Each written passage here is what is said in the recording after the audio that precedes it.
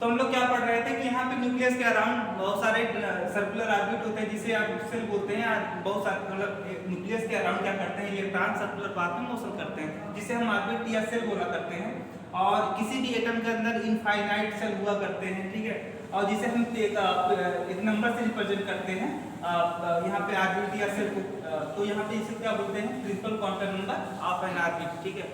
ये सारी चीजें हम लोगों ने पढ़ रखा है।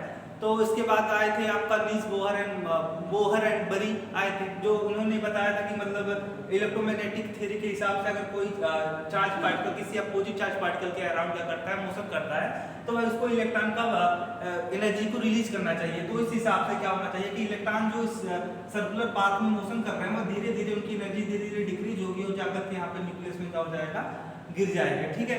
कोलिजन हो जाएगा न्यूक्लियस से इलेक्ट्रॉन का। तो उस हिसाब से न्यूक्लियस क्या है आपका स्टेबल नहीं रह पाएगा।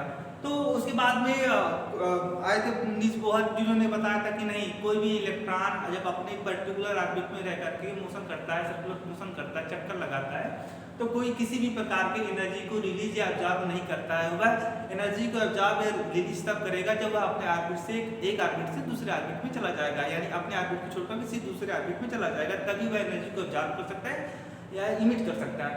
और फिर उन्होंने बहुत सारी चीजें बताई थी। तो जैसे उन्होंने बताया था कि किसी भी ऑर्बिट में maximum number of electron 2n² हो सकते हैं, 2n²। किसी भी ऑर्बिट में maximum number of electron 2n² हो सकते हैं, जिसमें अगर n = 1 रखोगे यानी फर्स्ट ऑर्बिट की बात करोगे तो 2 आएगा, दूसरे वाले में 8 आएगा, तीसरे वाले में आपके 18 आएंगे, फिर 36 आएगा, फिर आपके 50 आएगा।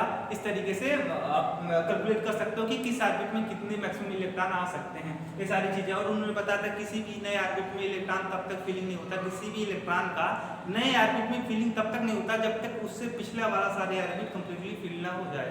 और उन्होंने क्या बताया था, उन्होंने बताया कि किसी भी ऑर्बिट में मैक्सिमम नंबर ऑफ इलेक्ट्रॉन कितने हो सकते हैं, वैलेंस ऑर्बिट में, अगर मैं बात करूं वैलेंस ऑर्बिट में, तो 8 इलेक्ट्रॉन हो सकता है। किसी भी वैलेंस ऑर्बिट में मैक्सिमम नंबर ऑफ इलेक्ट्रॉन कितने हो सकते हैं, 8 हो सकते हैं। इसके बाद ऑर्बिटल वाला कॉन्सेप्ट आया था, ठीक है। क्वांटम नंबर आए थे, ऑर्बिटल आए थे। ऑर्बिटल मतलब न्यूक्लियस के चारों ओर का वह क्षेत्र है, the region around the nucleus where probability of finding the electron is maximum, ठीक है। ये सब पढ़े थे हम लोगों ने, बहुत सारी चीजें पढ़ी थी। उसको सारी चीजों को मैं यहाँ पे कर नहीं सकता, पढ़ा नहीं सकता, हमको पढ़ना है केमिकल बॉन्डिंग। तो इस हिसाब से हम क्या करते हैं ना कि मुझे लगता है कि इसमें काफी समय लग जाएगा, तो जो बीच बीच में आता रहेगा एटॉमिक स्ट्रक्चर वाला कॉन्सेप्ट जो हम बताते रहेंगे उस चीज को, ठीक है। तो अपने टॉपिक पे आ जाते हैं, यहाँ पे ज्यादा समय में लेते हुए टॉपिक है हमारा केमिकल बॉन्डिंग, ठीक है। तो केमिकल बॉन्डिंग में सबसे पहले केमिकल बॉन्डिंग पढ़ने से पहले हमें कुछ चीजों के बारे में जानकारी होना जरूरी है। जैसे पहली बात वैलेंस सेल, ठीक है। वैलेंस सेल क्या होता है कि the cell of an atom in which last electron goes, ठीक है। यानी किसी भी एटम का जो सबसे आखिरी वाला लास्ट सेल होता है, उस सेल को क्या बोलते हैं, वैलेंस सेल। वैलेंस का मतलब होता है लास्ट, ठीक है। यानी किसी भी एटम का जो लास्ट वाला सेल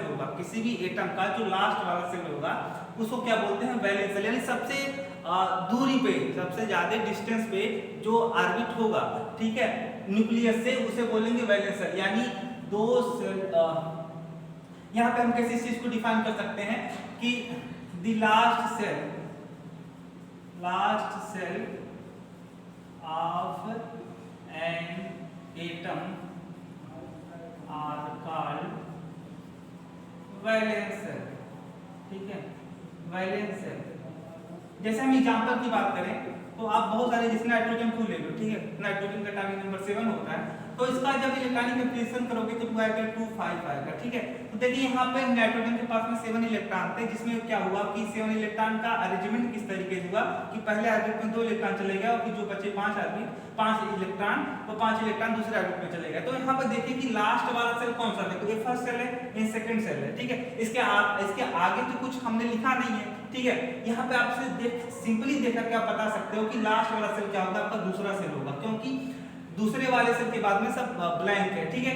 तो यहाँ पे जो पांचवा इलेक्ट्रॉन मतलब यहाँ पे जो आपके third electron, fourth electron, fifth electron, sixth electron and seventh electron जिस ऑर्बिट में गए हैं, यानी लास्ट वाला सेल क्या होगा आपका, ये फर्स्ट सेल हो गया, ये सेकंड सेल हो गया, तो सेकंड वाला सेल ही क्या है, लास्ट सेल है, ठीक है। इसी तरीके से मैं सोडियम की अगर बात करूंगा तो सोडियम का एटॉमिक नंबर 11 होता है। ये जो आपका दूसरा ऑर्बिट है ना, यह दूसरा ऑर्बिट आपका क्या होगा, वैलेंस ऑर्बिट होगा या वैलेंस सेल होगा। अगर सोडियम की बात करूंगा तो सोडियम का एटॉमिक नंबर 11 होता है। अगर इसका इलेक्ट्रॉनिक कॉन्फ़िगरेशन करोगे तो आएगा 2 8 1, ठीक है। यहाँ पे आप देखो फर्स्ट सेल है, सेकंड सेल है, थर्ड सेल, तो थर्ड सेल क्या है, लास्ट सेल है, यानी ये तो ये सबसे नजदीकी रहा है, फिर उससे ज्यादा दूरी पे रहा है सेकंड वाला ऑर्बिट, और फिर इससे ज्यादा कौन सा ऑर्बिट रहा है, थर्ड ऑर्बिट। यानी इस जो ये वाला जो ऑर्बिट है, यानी थर्ड वाला जो ऑर्बिट है आप देख रहे हो, इसके आगे कुछ नहीं है, यानी ये लास्ट वाला है। तो लास्ट वाले सेल को क्या बोलेंगे, वैलेंस सेल, ठीक है। इसी तरीके से आप किसी और चीज को ले लोगे, जैसे मान लो कि आप ले लेते हो कि आयरन की बात करता हूं मैं, आयरन, ठीक है। तो आयरन का एटॉमिक नंबर 26 होता है। इसका जब इलेक्ट्रॉनिक कॉन्फ़िगरेशन करोगे, मैं मॉडर्न थ्योरी के हिसाब से बात करूं, ऑर्बिटल के टर्म में बात करूंगा, तो इसका इलेक्ट्रॉनिक कॉन्फ़िगरेशन कैसे होगा, 1s2 2s2 2p6 3s2 3p6, ठीक है, और यहाँ पे 4s2 3d10, ठीक है। आप ये जानते हो कि जब तक इलेक्ट्रॉन का फीलिंग नहीं होता तब तक d ऑर्बिटल की एनर्जी क्या होती है, s ऑर्बिटल 3d की एनर्जी 4s से ज्यादा होती है।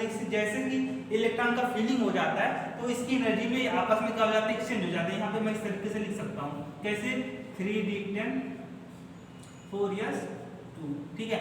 यहाँ पे आप क्या देख रहे हो कि जो लास्ट वाला सेल देखिए, फर्स्ट ए है फर्स्ट सेल आपका, ए है सेकंड सेल, ए है तीनों जो यहाँ पे सबसे लिखे हैं क्या, थर्ड सेल है, और ये वाला फोर्थ सेल है, यानी फोर्थ सेल वाला सबसे लास्ट वाला सेल है, ठीक है, क्योंकि ये सबसे ज्यादा दूरी पे होगा न्यूक्लियस से। तो सबसे ज्यादा लास्ट वाला यानी सबसे दूरी पे जो सेल होगा उसे क्या बोलेंगे, वैलेंस सेल। तो इस हिसाब से थोड़ी सा हमारा जो फोर्थ सेल क्या होगा, यहाँ पे वैलेंस सेल होगा। तो वैलेंस सेल के बारे में समझ में गए होगे आप, ठीक है। अब पढ़ते हैं वैलेंस इलेक्ट्रॉन के बारे में, ठीक है, वैलेंस इलेक्ट्रॉन के बारे में।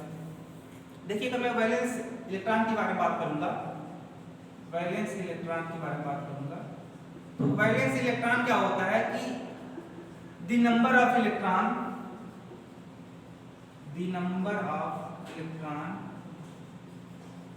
इन वैलेंस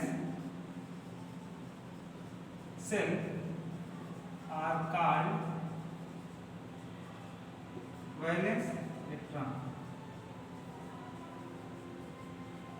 ठीक है। यानी वैलेंस सेल में प्रेजेंट नंबर ऑफ इलेक्ट्रॉन को क्या बोलते हैं, वैलेंस इलेक्ट्रॉन बोलते हैं। जैसे मान लो कि यही बात है कि नाइट्रोजन वाली, तो नाइट्रोजन का अगर आप इलेक्ट्रॉनिक कॉन्फ़िगरेशन करोगे तो यहाँ पे क्या लोगे, 1s2 2s2 और 2p3, ठीक है। यहाँ पे आपका जो है फर्स्ट सेल है, ये दोनों क्या है, सेकंड सेल है। तो ये दोनों सेकंड जो आपकी दोनों ऑर्बिटल सेकंड सेल में आ रहा है, इस सेल को क्या बोलेंगे आप, दोनों को मिला करके वैलेंस सेल, ठीक है।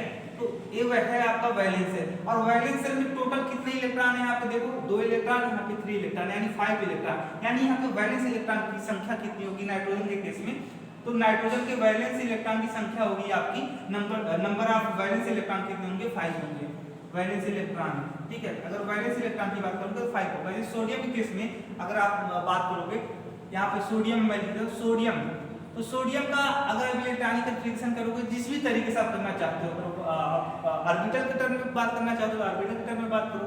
जैसे इसका होगा 1s2 2s2 और 2p6 और 3s1, ठीक है।